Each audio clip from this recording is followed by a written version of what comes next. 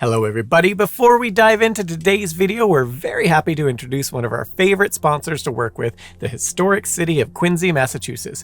And yes, contrary to popular belief, both the city and the middle name of the United States' sixth president, John Quincy Adams, is supposed to be pronounced Quincy, not Quincy. In any event, ever wondered where the story of America's leadership took root? Quincy is that place. This city is home to the Adams National Historic Park, which preserves the home of Presidents John Adams and John Quincy Adams, two of America's founding fathers. You can explore the birthplaces of these iconic leaders and walk the same halls as they once did, immersing yourself in the beginnings of the United States. But Quincy isn't all about the past. It's a city that beautifully blends history with the present-day adventures and experiences. From the iconic USS Salem to the stunning views of the Blue Hills and the architectural elegance of the Thomas Crane Library and Old City Hall, there's something here for everyone. And let's not forget the Epicurean delight that is Quincy's food scene. With an array of global and local flavors, it's a culinary journey that you can't miss. To discover more about what Quincy has in store for you, check out discoverquincy.com.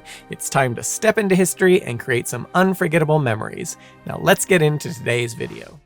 The American Revolutionary War of 1775 to 1783 has no shortage of legendary moments. The Boston Tea Party, the Midnight Ride of Paul Revere, the shot heard round the world at Lexington and Concord, Washington crossing the Delaware, and the surrender of General Cornwallis at Yorktown.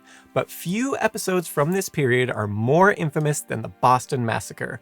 On the evening of March the 5th, 1770, a contingent of British soldiers fired into a crowd in front of Boston's Customs House, killing 5, wounding another 6, and sparking outrage across the 13 colonies. That this incident did not trigger a revolution 5 years earlier was largely thanks to a legendary act of justice by a legendary man. Firmly believing that every man is entitled to a fair trial no matter what, founding father, future president, and one of the most ardent members of the rebellion, John Adams, risked his reputation, career, and family's lives to defend the perpetrators of the Boston Massacre. It was a trial that would do much to confirm the American colonists' ability to govern themselves peacefully and lay the groundwork for the future nation. The tragedy of March the 5th, 1770 grew out of tensions which had been simmering in Boston for many years. Starting in the 1760s, British Parliament passed a series of acts, including the Stamp Act and Townshend Acts, levying taxes on many common imported goods in the 13 colonies, including stamped paper, tea, glass, and lead. These acts were designed to recoup the costs incurred by the 1754 to 1763 French and Indian War, as well as those of maintaining the American colonies. If you know anything at all about American history, however, you know these acts proved hugely unpopular among the colonists, who resented being taxed without the consent of the colonial legislature, a grievance famously captured in the slogan, "No taxation without representation."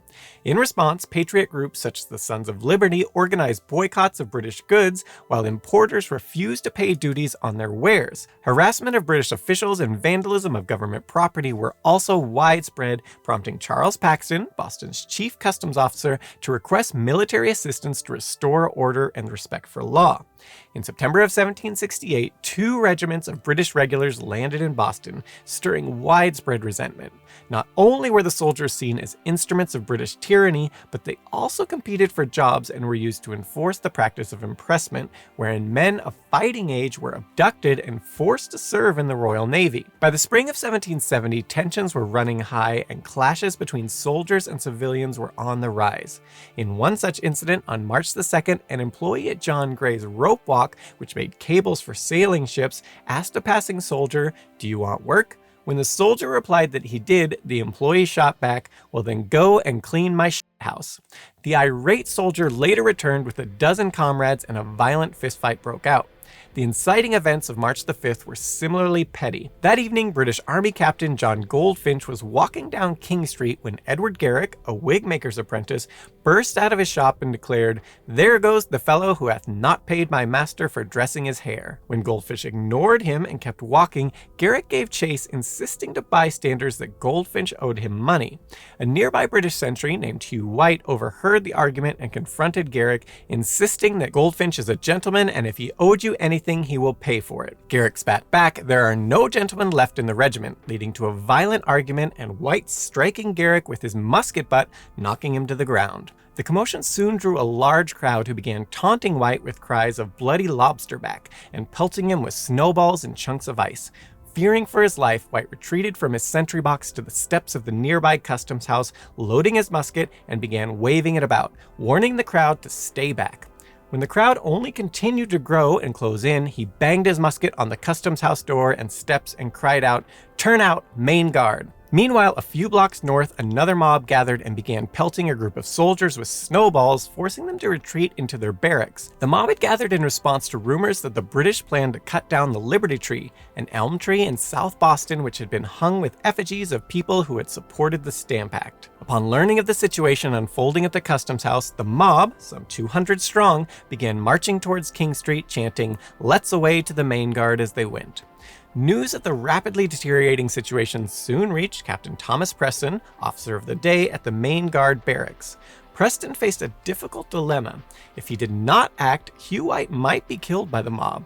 But if he intervened, he risked facing down a mob that greatly outnumbered his own forces. Now, while you might think strength of arms would more than balance things out, the law forbade him from opening fire on civilians without direct order from a magistrate. After facilitating for nearly a half hour, Preston finally made up his mind. Rounding up his men with the cry of, "Turn out, damn your bloods, turn out!" With fixed bayonets, Captain Preston and 7 men marched out of their barracks and pushed their way through the gathering mob to Private White, still trapped on the steps of the customs house. But when they attempted to march back to the barracks, the mob closed in tighter, pelting them with snowballs, lumps of coal, oyster shells, and other missiles. It was at this point Preston ordered the crowd to disperse, but was ignored. It was then that Crispus Attucks, a 47-year-old whaler and stevedore, burst from the crowd, grabbed Private Hugh Montgomery's musket, and knocked him to the ground. Montgomery immediately scrambled to his feet, cried out, "Damn you, fire!" and discharged his musket into the crowd. After a short pause, reported by witnesses as anywhere between 6 seconds and 2 minutes, the other soldiers also opened fire on the crowd. By the time Captain Preston yelled, "Stop firing! Do not fire!" 5 men lay dead or dying. Crispus Attucks, ropemaker Samuel Gray, mariner James Caldwell, apprentice Ivory Turner Samuel Maverick, and leatherworker Patrick Carr. 6 others were seriously wounded, including shipwright's apprentice Christopher Monk, who would die later of his wounds. Upon learning of the shootings, acting Massachusetts Governor Thomas Hutchinson rushed from his home to King Street, where he discovered a shaken Captain Preston, still surrounded by an angry mob. After reminding Preston that he had no authority to fire on civilians, Hutchinson proceeded to the nearby Massachusetts State House to speak before the hastily assembled Colonial Council. After assuring the council that he would do everything in his power to ensure justice was properly served, he stepped out onto the balcony and addressed the mob below. "Let the law have its course. I will live and die by the law." These words appeared to have the intended effect, as the crowd soon dispersed. Meanwhile, Justices Richard Dania and John Tudor issued a warrant for the arrest of Captain Preston, who was brought to the State House and interrogated for 2 hours. Convinced that there was sufficient evidence to indict, Dania and Tudor ordered Preston sent to jail, where he would remain for the next 7 months. The following morning, a local loyalist merchant, James Forrest, visited the office of a respected Boston attorney, none other than future founding father and 2nd President of the United States, John Adams. Forrest, who according to Adams had tears streaming from his eyes, begged Adams to defend Captain Preston and his men in the upcoming trial. For Adams, it was a risky assignment, one which could potentially threaten his reputation, his livelihood, and even the safety of his family. However, if you've watched any of our other videos on this rather interesting and quirky titan of history, a few things about John Adams quickly become abundantly clear. If he had an opinion on something, no matter how controversial, he was constitutionally incapable of keeping his mouth shut, no matter who he offended or the risk to himself.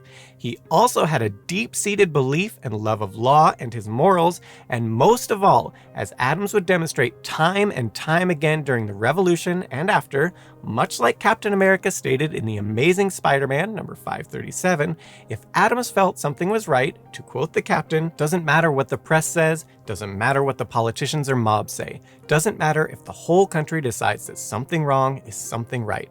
This nation was founded on one principle above all else, the requirement that we stand up for what we believe, no matter the odds or the consequences.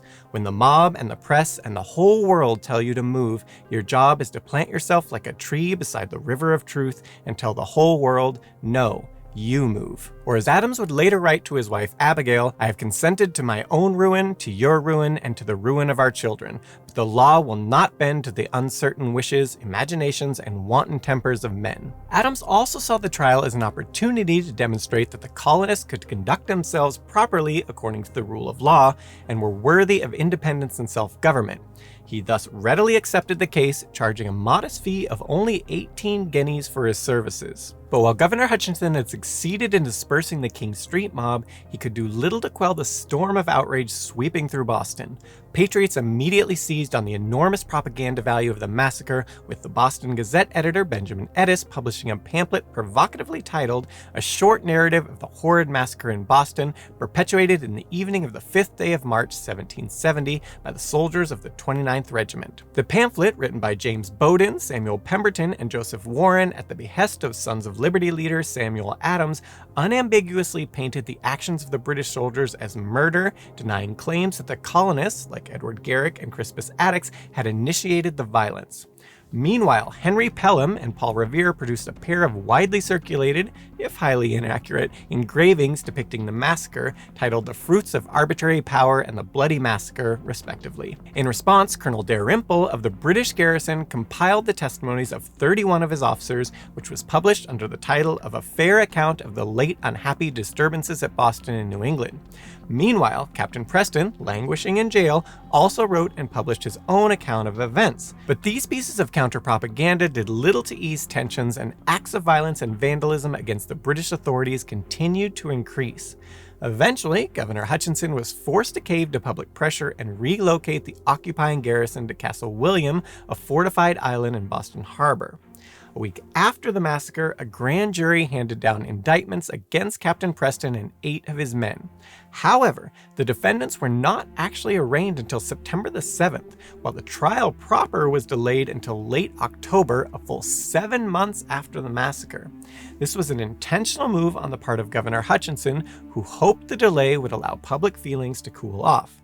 Instead, it had the opposite effect, further fueling suspicions as to Hutchinson's true motives. In the end, 2 separate trials were conducted at the Queen Street Courthouse, one for Captain Preston and another for the 8 indicted men of the 29th Regiment, Corporal William Wems and Privates James Hartigan, William McCauley, Hugh White, Matthew Kilroy, William Warren, John Carroll, and Hugh Montgomery. The first trial, Rex versus Preston, began on October the 24th, 1770, presided over by Judges Benjamin Lind, John Cushing, Peter Oliver, and Henry Trowbridge. Representing the prosecution were Robert Payne and Samuel Quincy, while the defense team included John Adams, Robert Auchmuty, and Josiah Quincy Jr., Samuel Quincy's brother.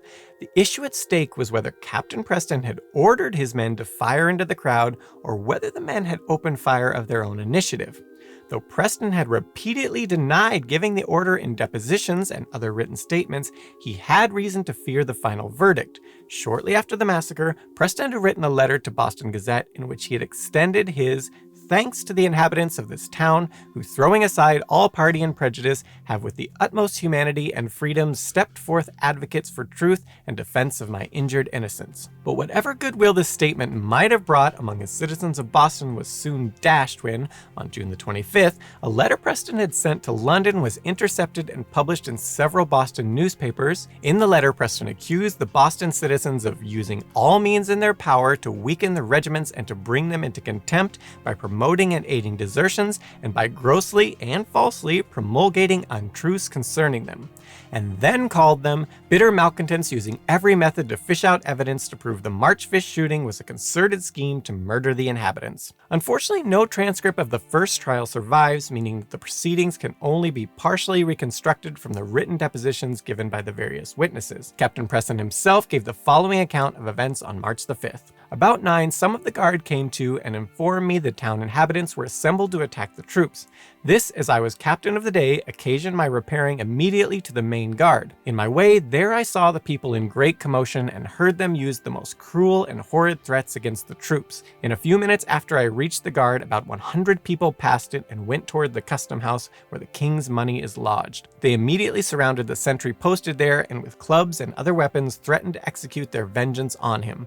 I was soon informed by a townsman that their intention was to carry off the soldier from his post and probably murder him. This I feared might be a prelude to their plundering the king's chest. I immediately sent a non-commissioned officer and 12 men to protect both the sentry and the king's money, and very soon followed myself to prevent, if possible, all disorder, fearing lest the officer and soldiers, by the insults and provocation of the rioters, should be thrown off their guard and commit such rash act. Some of the well-behaved persons asked me if the guns were charged. I replied yes. They then asked me if I intended to order the men to fire. I answered no, by no means, observing to them that I was advanced before the muzzles of the men's pieces, and must fall a sacrifice if they fired, that the soldiers were upon the half-cock and charge bayonets, and my giving the word fire under those circumstances would prove me to be no officer. While I was thus speaking, one of the soldiers, having received a severe blow with a stick, stepped a little on one side and instantly fired, on which turning to and asking him why he fired without orders, I was struck with a club on my arm, which for some time deprived me of the use of it, which blow, had it been placed on my head, most probably would have destroyed me. On this, a general attack was made on the men by a great number of heavy clubs and snowballs being thrown at them, by which all our lives were in imminent danger. Some persons at the same time from behind calling out, "Damn your bloods, why don't you fire?" Instantly 3 or 4 of the soldiers fired, one after the other, and directly after 3 more in the same confusion and hurry. This version of events was contradicted by the testimony of Daniel Califf, a witness for the prosecution, who stated, "I was present at the firing, I heard one of the guns rattle, I turned about and looked and heard the officer who stood on the right in a line with soldiers giving the word fire twice. I looked the officer in the face when he gave the word and saw his mouth. He had on a red coat, yellow jacket, and silver lace hat, no trimming on his coat. I saw his face plain, the moon shone on it." But others painted a far murkier picture, with witnesses for the defense, Richard Palms, stating, "That instant I saw something resembling snow or ice strike the grenadier on the captain's right hand. He fired the first gun.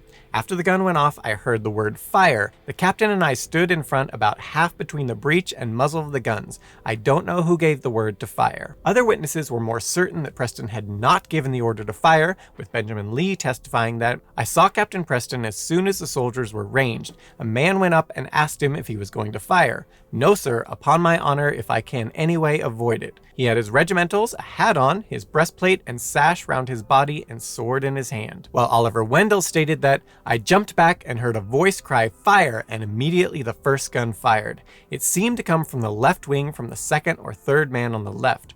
The officer was standing before me with his face towards the people. I am certain the voice came from beyond him." Yet more testimony in Preston's favor came courtesy of Thomas Peck, who recalled, "I was at home when the guns were fired. I heard him distinct. I went up to the main guard and addressed myself to the captain and said to him, 'What have you done?' He said, 'Sir, it was none of my doings. The soldiers fired of their own accord. I was in the street and might have been shot. His character is good as a gentleman and soldier. I think it exceeds any of the corps." Such testimony, combined with Adams' arguments, was enough to sow reasonable doubt in the minds of the jurors as to whether Preston had given the order to fire.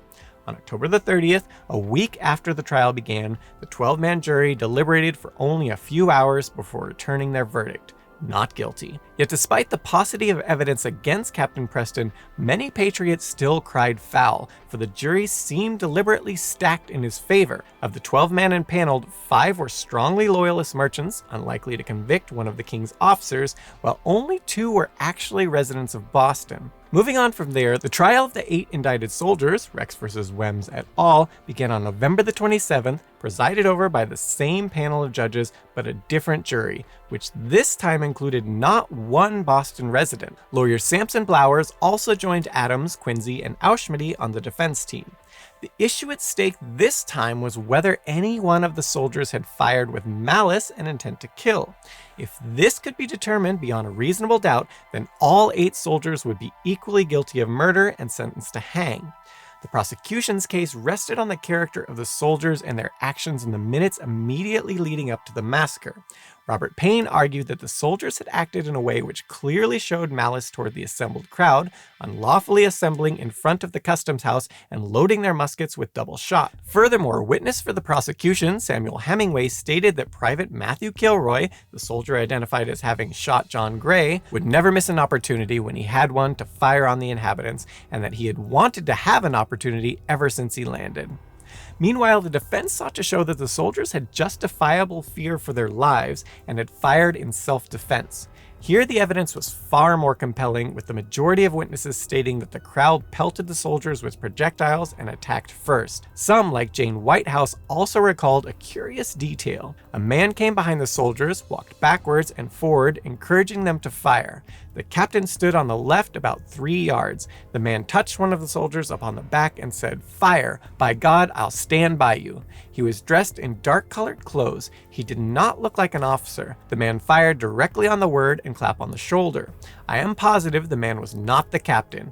I am sure he gave no orders. I saw one man take a chunk of wood from under his coat, throw it at a soldier, and knocked him. He fell on his face. His firelock was out of his hand. This was before any firing. This mysterious man was also seen by James Woodall, who stated, "I saw one soldier knocked down. His gun fell from him. I saw a great many sticks and pieces of sticks and ice thrown at the soldiers. The soldier who was knocked down took up his gun and fired directly. Soon after the first gun, I saw a gentleman behind the soldiers in velvet of blue or black plush trimmed with gold. He put his hand towards their backs. Whether he touched them, I know not, and said, 'By God, I'll stand by you whilst I have a drop of blood,' and then said, 'Fire,' and 2 went off, and the rest to 7 or 8. The captain after seemed shocked and looked upon the soldiers. I am very certain he did not give the word fire." One of the more interesting pieces of testimony came courtesy of Dr. John Jeffries, who treated victim Patrick Carr for 10 days until he succumbed to his wounds. Astonishingly, Jeffries claimed that Carr bore no ill will against Captain Preston's men, stating, "He told me he was a native of Ireland, that he had frequently seen mobs and soldiers called upon to quell them. He had seen soldiers often fire on the people in Ireland, but had never seen them bear half so much before they fired in his life. About 4 o'clock in the afternoon preceding the night on which he died, he then particularly said he forgave the man, whoever he was, that shot him. He was satisfied he had no malice, but fired to defend himself." Despite the traditional rule against hearsay being admissible in court, Carr's deathbed testimony was accepted on the grounds that a man about to face God's judgment could not possibly lie. This was the first recorded use of the dying declaration exception in an American court. In total, 80 witnesses gave testimony over the course of 9 days, the longest trial to that date in colonial American history. In his closing arguments, Adams eloquently summarized the facts of the case, declaring to the jury, "I submit it to you, facts are stubborn things, and whatever may be our wishes, our inclinations, or the dictations of our passions, they cannot alter the state of the facts and evidence. Nor is the law less stable than the fact. If an assault was made to endanger their lives, the law is clear. They had a right to kill in their own defense. If it was not so severe as to endanger their lives, yet if they were assaulted at all, struck and abused by blows of any sort, by snowballs, oyster shells, cinders, clubs, or sticks of any kind, this was a provocation, for which the law reduces the offense of killing down to manslaughter in consideration of those passions in our nature which cannot be eradicated. To your candor and justice I submit the prisoners and their cause. The 8 prisoners at the bar had better be all acquitted, though we should admit them all to be guilty, than that any one of them should by your verdict be found guilty, being innocent." As in the trial of Captain Preston, the jury took only a few hours to reach a verdict. On December the 5th, 1770, exactly 9 months to the day after the massacre, all 8 defendants were acquitted of murder, while 2, Privates Matthew Kilroy and Hugh Montgomery, were convicted of the lesser charge of manslaughter. However, Adams was able to spare them imprisonment by invoking a loophole known as the benefit of the clergy. This relic of the Middle Ages was based on the argument that clergymen fell outside the jurisdiction of secular courts and should instead be tried by ecclesiastical courts, which were known to be considerably more lenient. Over time, this exemption evolved into a legal loophole whereby first-time offenders could receive lesser sentences by claiming clergy status. To ensure this exemption could only be used once, however, defendants were branded on the thumb with a hot iron. This practice largely ended in 1778 with the abolition of branding as a punishment, while as a legal mechanism, benefit of the clergy was formally abolished from English common law by the passing of the 1827 Criminal Law Act. But while much care had been taken to ensure a fair and just trial, many patriots were still less than pleased with the outcome. Samuel Adams was particularly dismissive, arguing, among other things, that Patrick Carr, whose deathbed testimony had been so pivotal to the defense's case, to quote, probably died in the faith of a Roman Catholic and should not be trusted by Protestant Bostonians. In a letter to the Boston Gazette, he also rejected the verdict that the soldiers had acted completely in self-defense, writing that they not only fired without the order of the civil magistrate, but they never called for one, which they might easily have done. They went down, armed with muskets and bayonets fixed, presuming they were clothed with as much authority by the law of the land as the posse comitatus of the country with the high sheriff at their head. With public feelings still running high following his acquittal, Captain Preston immediately removed himself to Castle William and eventually returned to England. His men, meanwhile, rejoined their old regiment. As for John Adams, he saw the Boston Massacre trials as a triumph, both for himself and the case for self-governance in the colonies, as he wrote on the 3rd anniversary of the massacre. The part I took in defense of Captain Preston and the soldiers procured me anxiety and obloquy enough. It was, however, one of the most gallant, generous, manly, and disinterested actions of my whole life, and one of the best pieces of service I ever rendered my country. Judgment of death against those soldiers would have been as foul a stain upon this country as the executions of the Quakers or witches anciently. As the evidence was, the verdict of the jury was exactly right. This, however, is no reason why the town should not call the action of the night a massacre, nor is it any argument in favor of the governor or minister who caused them to be sent here. But it is the strongest proofs of the danger of standing armies. The Boston Massacre trials would prove to be a pivotal episode in the history of the United States and in John Adams' illustrious career, a career that would eventually carry him not only to the presidency of the fledgling nation, but before this to be a key player in the treaty that defined the future United States, as well as before that, crafting the Constitution of Massachusetts, which would ultimately, along with other of his works, inspire much of the United States Constitution itself and countless others after. But for this to happen, the colonies had first to throw off the shackles of British rule. Ironically, while the British authorities in Boston saw the trials of 1770 as a way of maintaining order and their own authority, they and the massacre that prompted them would help make the coming revolution all but inevitable.